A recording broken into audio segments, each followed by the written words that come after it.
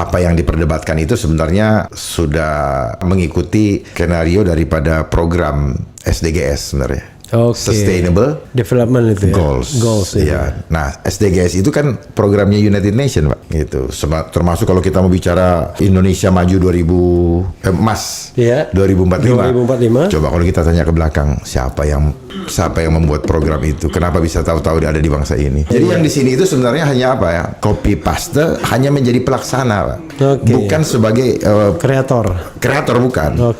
Jadi itu seperti itulah bangsa kita saat ini. Jadi saya yakin betul bahwa bangsa kita ini sebenarnya sama sekali tidak berdaulat. Lama di luar negeri, hidup di luar negeri di beberapa negara dan lain sebagainya, dia melihat kemiskinan dan pengen sekali dia menghapuskan kemiskinan serta meningkatkan kesejahteraan masyarakat. Kan salah satunya ini harusnya. Iya. Nggak connect ke sana. Saya tidak punya akses, Pak.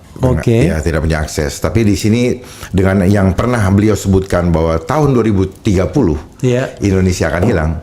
Saya sangat yakin bahwa beliau sebenarnya paham.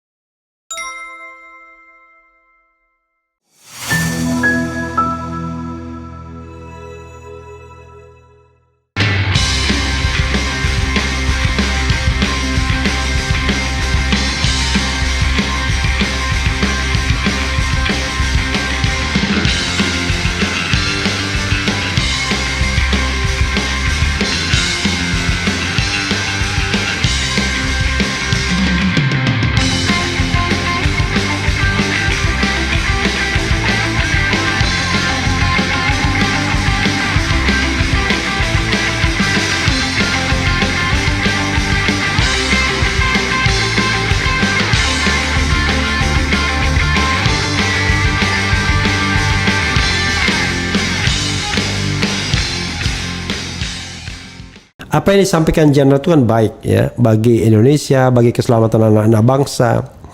Pernah nggak membicarakan ini dengan misalnya ya dengan presiden sekali? Kan ini ada presiden elect tuh ya, baik dengan Presiden Jokowi maupun presiden elect sekarang. Tertarik nggak? Walaupun tadi mengatakan program makan siang gratis yang dikaitkan dengan new imperialisme ya. Sebenarnya saya pernah menyampaikan ini kepada timnya Pak Anies ya. Ya, sebelum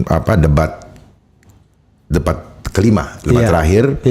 Untuk lebih tajam dalam mengupas isu kesehatan. Oh, karena yang 5 kesehatan ya? Mengupas itu. Tetapi saya lihat ya apa yang diperdebatkan itu sebenarnya sudah mengikuti skenario daripada program SDGs sebenarnya.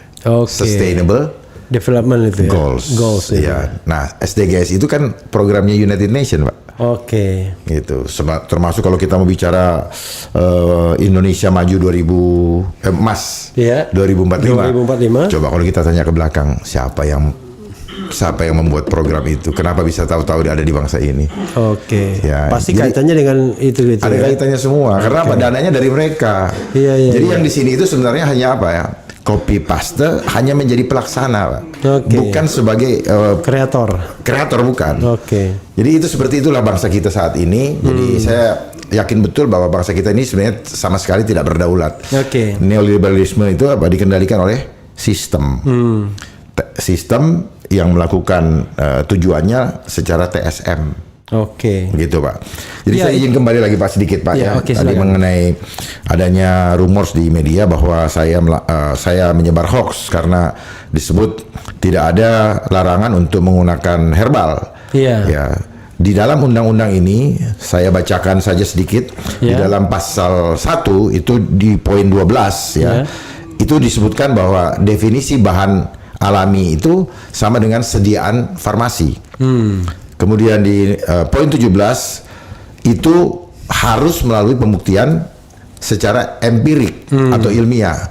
Ya kalau kita lihat kalau tidak dibuktikan berarti tidak bisa dipakai. Gimana dengan mbok-mbok yang bawa itu pembuktian ilmiahnya? Nggak ada karena memang kan sistem ini dilakukan untuk membenarkan apa yang mereka akan jual, apa yang akan mereka lakukan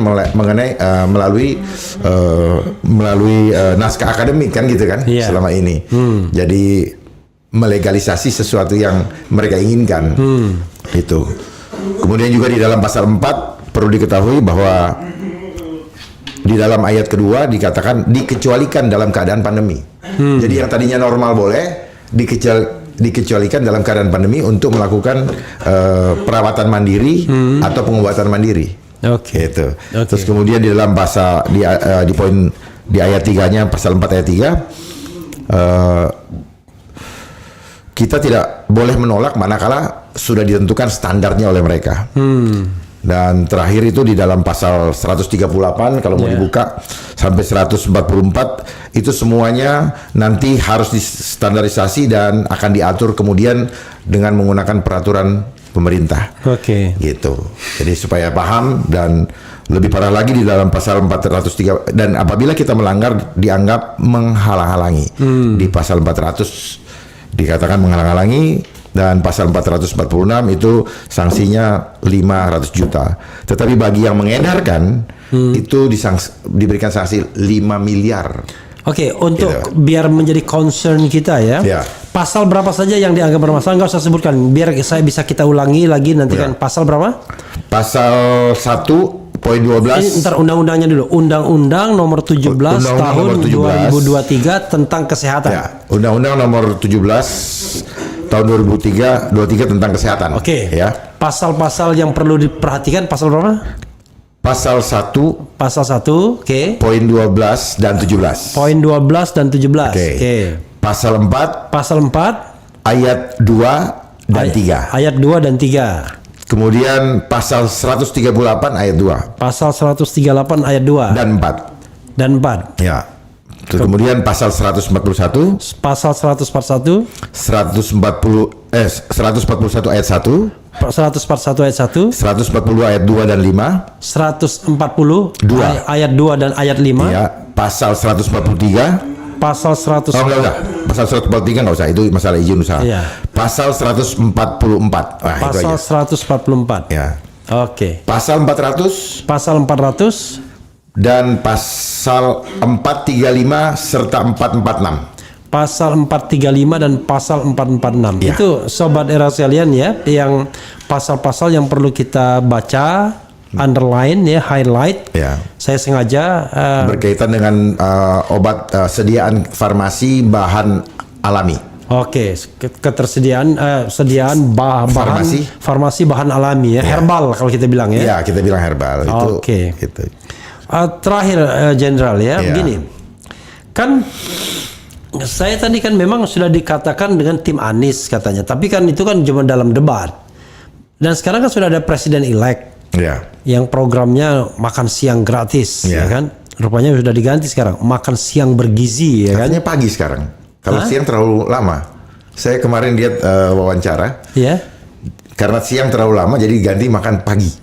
Oh, makan pagi udah ganti. Ganti. Karena terlalu kalau siang keburu lapar. Oh, jadi program ini belum dijalankan, udah berubah-ubah. Kemarin ada di TV itu eksklusif. Oke.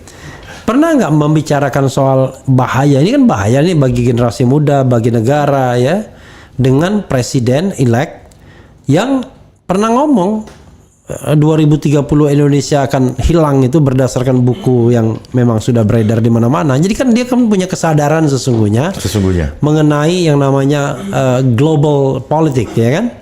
Apalagi orangnya hidup di luar negeri, dan dalam pidato dia, dalam interview dia di Bloomberg misalnya, dia mengungkapkan kalau dia lama di luar negeri, hidup di luar negeri di beberapa negara dan lain sebagainya. Dia melihat kemiskinan dan pengen sekali dia menghapuskan kemiskinan serta meningkatkan kesejahteraan masyarakat. Kan salah satunya ini harusnya. Iya. Nggak connect ke sana, Jenderal. Saya tidak punya akses, Pak. Oke. Ya, tidak punya akses. Tapi di sini dengan yang pernah beliau sebutkan bahwa tahun 2030 Indonesia akan hilang. Saya sangat yakin bahwa beliau sebenarnya paham tentang soal-soal ini. Sebenarnya tentang ini. Cuman prosesnya mungkin beliau tidak mengikuti secara rinci, ya, karena ketika kemarin pembidangannya beda, ya. Padahal antara ketahanan nasional itu ini adalah pilar terakhir sebenarnya ketahanan kesehatan ini. Iya. Jadi saya masih berharap bahwa beliau sangat cinta akan bangsa ini, yang seperti janji beliau kemarin, sehingga ke depan kalau beliau sungguh-sungguh paham dengan apa yang saya sampaikan, kalau tidak saya juga perlu dipanggil, saya siap untuk menjabarkan. Artinya Pak Jenderal tidak menutup komunikasi dengan siapapun gitu ya? Pak, siapapun. Bahkan saya sudah pernah berkali-kali menghimbau atau meminta waktu dengan Menteri Kesehatan, tidak juga ditanggapin. Ya, malah cuman mencap hoax secara sepihak tanpa ada apa sih yang kamu maksud. Bahkan kira-kira 3 minggu yang lalu saya juga mengikuti diskusi di Kementerian Kesehatan mengenai WHO Pandemi Treaty.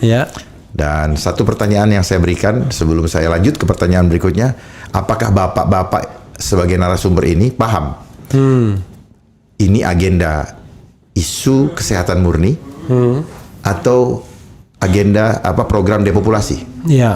Tidak dijawab. Apakah bapak-bapak paham bahwa ini adalah agenda politik global? Tidak ada satupun yang mau menjawab ini. Lalu saya katakan, jangan sampai diskusi hari ini justru dibiayai oleh mereka yang punya motivasi supaya pandemi treaty ini dianggap sudah disosialisasikan. Gitu, dan tidak ada yang menjawab itu. Itu saya sangat omnibus law pada waktu itu ya, mengundang kita, tapi konsep sudah didiktekan. Itu 3 minggu yang lalu, Pak. Untung kita nggak datang, ya kan? Itu adalah 3 minggu yang lalu. Jadi sebenarnya mereka hanya kelihatan mencari justifikasi saja.